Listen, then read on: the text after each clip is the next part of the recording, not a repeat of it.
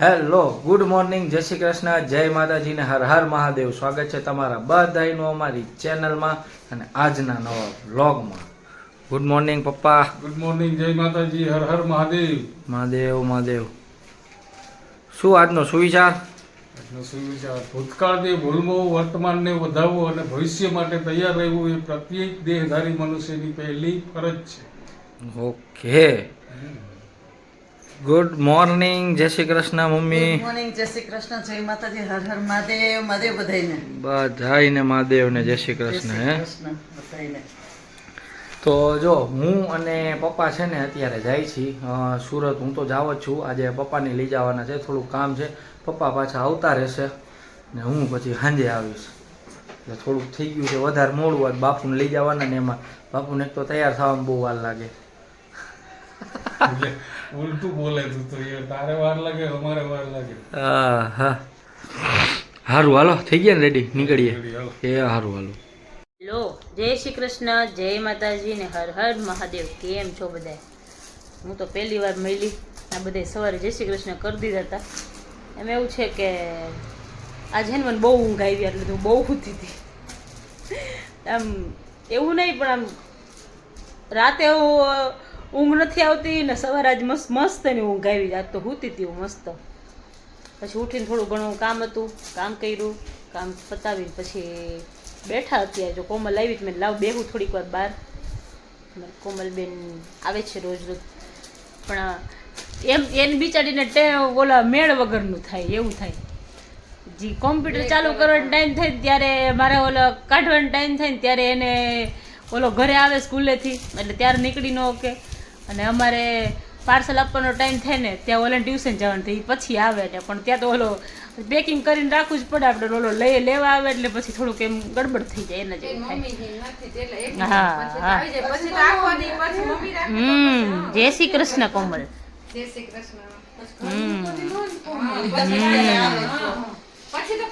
પપ્પા ન હોય ને એટલે પપ્પા હોય તો કઈ વાંધો નહીં. પપ્પા હોય તો મૂકી આવે.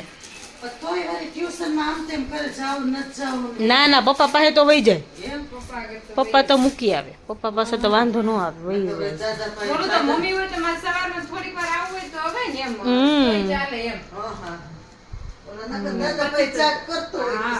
તારી એક્ઝામ ની ડેટ આવી?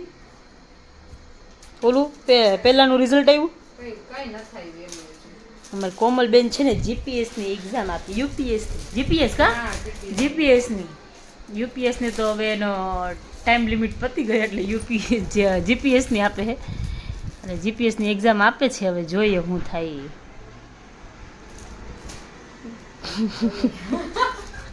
એ મને એમ કે બિંદુ તું મને ખીજાય જ ખીજાય, પણ હું એમ કહું કે તું જેટલો ટાઈમ વાંચસ ને કોમલ એટલો ટાઈમમાં તો ઓલા બધા રિવિઝન કરતા હોય. પણ હવે છે એવું, હવે આયલા રાખે. એને કીધું તું કે તું દિલ્હી વહી જા, પણ ન ગઈ હારી. ના ના, કે મન માર કાના વગર ન હોરવે તો રે. મનમાં કાના વગર ન હોરવે, આવું છે. થોડાક દિવસ લાગે એ તો, પછી એવું ક્યાં હતું. પછી થોડા ટાઈમે આવતું રહેવાનું, અહીં આટો મારી જવાનું. પણ તો કે ના, મનમાં બાબા વગર ન ગમે તો કાંઈ નહીં કીધું, રહેવા દે. તો પછી ના પાડી ભૈલા એના લોકોએ કે રહેવા દે. કે હવે કે છેલ્લી એક્ઝામ આપી દે. હવે કે આપી દે, હવે છેલ્લી એક્ઝામ આપી દે. કે હવે નથી આપવી છે એક્ઝામ. હવે કે તને કે મસ્ત ધંધો કરી દઉં ને તું કે ભૈલા. હવે એ કહી દીધું તો કે હાઈ કે હું કરીશ, કે હું ધંધો કરીશ, કે હવે હું તમતા નહીં આપું એક્ઝામ. મારે એવું જ કે મારે એક્ઝામ આપવાની હતી તો મને નથી આપવા દેતા, આને ના પાડે બોલે એક્ઝામ આપવાની. મેં તો કીધું મેં તું મારે એક્ઝામ આપી દે, પણ એમાં એવું છે કે મારે 6 મહિનાની ટ્રેનિંગ લેવાની અને એક્ઝામ આપવું કે ન આપવું. પણ ટ્રેનિંગ જ્યાં સુધી ન લઉં ને 6 મહિના, ત્યાં સુધી મારી એક્ઝામ આપેલી ન આપેલી બરાબર જ છે એમ. એટલે કેવલ મને કે તું 6 મહિનાની એક ટ્રેનિંગ કેવી રીતે કમ્પ્લીટ કરીશ. એ કે પછી કે અત્યારે તો બહાર નીકળે એવું હતું ને, મારે પહેલાં જ ચાલુ કરવી હતી, મારા ક્લાસ ચાલુ હતો ને ત્યારે જ. પણ પછી મને ત્યાંથી ના પાડી કે અત્યારે તમારી પ્રેગ્નન્સી છે ને તો અત્યારે તમે રહેવા દો કે પછી કરજો ને. સારું થયું મેં ન ચાલુ કરી. જો કે ચાલુ કર્યો તો મારે બંધ કરવું જ પડે. જો કે 1-2 મહિના થાત પછી તો અત્યારે મારે બેડ રેસ્ટ આવ્યો એટલે એ સ્ટોપ કરવું જ પડત મારે. અને પછી અત્યારે મારી એક્ઝામ છે તો કેવલ મને કહે કે નથી આપવી કે એક્ઝામ, કે રહેવા દે. કે મારે આપી હતી મેં કોમલને 2-3 વાર પૂછ્યું પણ કોમલે કે રહેવા દે.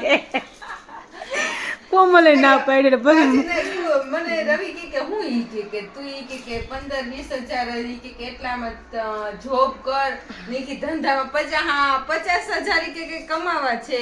50,000 કમાવા 10-12 હજાર કમાવા લે મને પણ કે જોબ ઈ ધંધો હારો.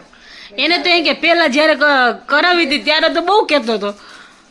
એટલે મેં કીધું મૂકીશ તો નહીં ભલે ને છે હું 1-2 હજી વધુ છે તો થાય છે. હા એટલે આવું છે. મારે એક્ઝામ આપવી હતી પણ પછી આ કેવલ ને કોમલ ને બધાય નો આપને હવે રહેવા દે ને હવે કે પછી કે બાબુ આવશે પછી કે તું બધી જગ્યાએ નહીં પહોંચી વળ કે નહીં રહેવાય ને. મમ્મી કીધું મમ્મી મેં કીધું મારે એક્ઝામ તો આપી પણ કેવલ ની ના પાડે. એટલે મમ્મીને એ નથી ખબર કે કેવલે ના પાડે. મમ્મી કહે કે તારી એક્ઝામ નથી કે હમણાં કે આપણને પછી કે બાબુ આવશે પછી કે તું 6 મહિને કે તારા આમ. મમ્મી આ ના પાડે કીધું એક્ઝામ આપવાની તો કે કાં કે ના પાડે ખબર નહીં કેમ હવે શું થાય. મારી તો ઈચ્છા છે આપવાની. મેં કીધું પહેલી એક્ઝામમાં તો હું નીકળી જઈશ પણ મારી 12મા મહિનામાં એક્ઝામ છે પણ અત્યારે મને બેડ રેસ્ટ છે એટલે અત્યારે મને કેવલે ફોર્મ જ ન ભરવા દીધું. એટલે આવું છે હવે જોઈએ હવે આગળ શું થાય છે. લગભગ તો હવે એ ના જ પાડે છે. હા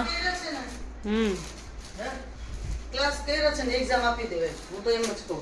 તો હું તો કહું છું એક્ઝામ આપી પણ મમ્મી ના પાડે છે કેવલ. ના કેવલ હું કહીશ દઈ જ દેવાય ને એક ઓલી પૂરી કરી આવે એક્ઝામ દે દે એ તો છે જ. કરેલું હોય તો કામ આવે ત્યારે એ તો છે જ. અને ક્લાસ થઈ રહે એટલે એમ નકર તો એમ થાય. જોઈશું વિચારીશું. તો નાસ્તો કરવો છે.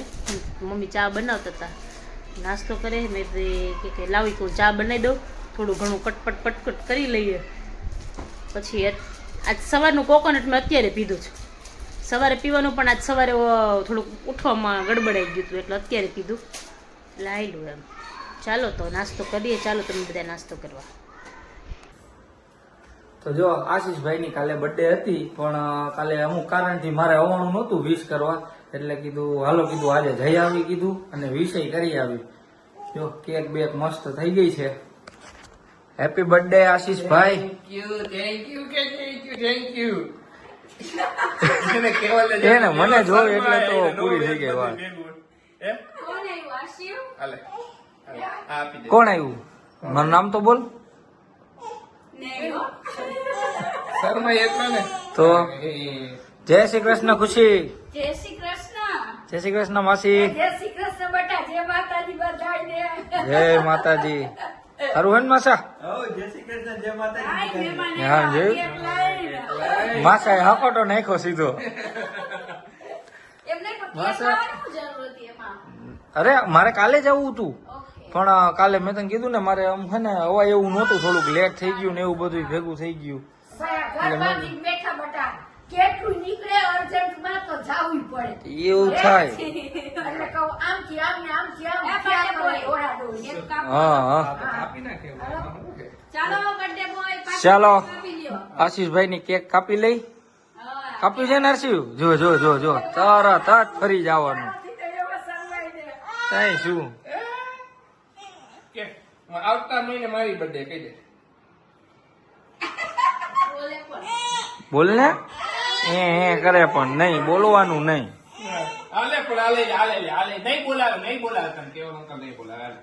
સારું ચાલો તો હવે જો કેક કાપી લઈ સેલિબ્રેશન કરી નાખી બિલેટેડ હેપી બર્થડે ઉજવી લઈ પછી વાત. હેલો તો જો ગયો તો આશીષની ઘરે આવી ગયો. એની બર્થડેની કેક બેક કાપવાની હતી કાપી ઘડીક વાર વાતો ચીતું કરી અને પછી કીધું હાલો કીધું હવે નીકળી જરાક મારે બીજે કામ હતું તો રસ્તામાં પતાવતો આવ્યો અને ત્યાં તો આ મેડમના ફોન કે હાલો ને કેટલી વાર અને ઘરે આવ્યો ને ત્યાં તો પાર્ટી હુઈ ગઈ. પોતે હુઈ ગઈ ને મને ફોન કરીને બોલાવ્યો. મેં કીધું સારું આ વહેલું કહી દીધું હોત ને તો હું કીધું આરામથી આવત કીધું પણ કાંઈ વાંધો નહીં. બીજી એક વસ્તુ એવી હતી કે એને જ્યાં ક્લાસીસમાં જતી ને બિંદુ તો અહીંયાથી ફોન આવ્યો હતો કે તમારી એક્ઝામ છે તો કે આપી જાવ કે પછી ના પાડી કે નહીં. હવે બિંદુને કીધું મેં કીધું એ ના પાડી દે કે હવે કાંઈ નથી કરવું એમ ખોટું આ હાલતમાં જવું ને બધું કરવું એના કરતાં કીધું રહેવા દો. આશીષની ઘરે મજા આવી બહુ મતલબ ઓલો એક તો ખેપાની બાપા હો, આમ એવો લલચાવે ને આમ ઘડીક વાર આપણે સામે બેઠા હોય ને તો આવે, અને પછી આમ કરીને નજીક આવે, દાંત કાઢે, પછી આપણે આમ લેવા જાય કે એને બોલાવીને એટલે તરત પાછો ફરીને ઓલી બાજુ વયો જાય. કીધું આ આજકાલના છોકરા વઘરા હે. કીધું બિંદુ પૂરું અડધી નીંદરમાં હે હું ખાલી હોંકારા દઈએ હે. સારું ચાલો તો બસ જો આજના વ્લોગમાં આટલું જ હતું. જો તમને અમારો વિડીયો ગમ્યો હોય તો અમારી ચેનલને લાઈક કરી દેજો, શેર કરી દેજો અને સબસ્ક્રાઈબ કરી દેજો. બેલ આઇકન દબાવવાનું ભૂલતા નહીં. મળશું પાછા કાલના નવા વ્લોગમાં. ત્યાં સુધી બધાને ગુડ નાઇટ, જય શ્રી કૃષ્ણ, જય માતાજી ને હર હર મહાદેવ.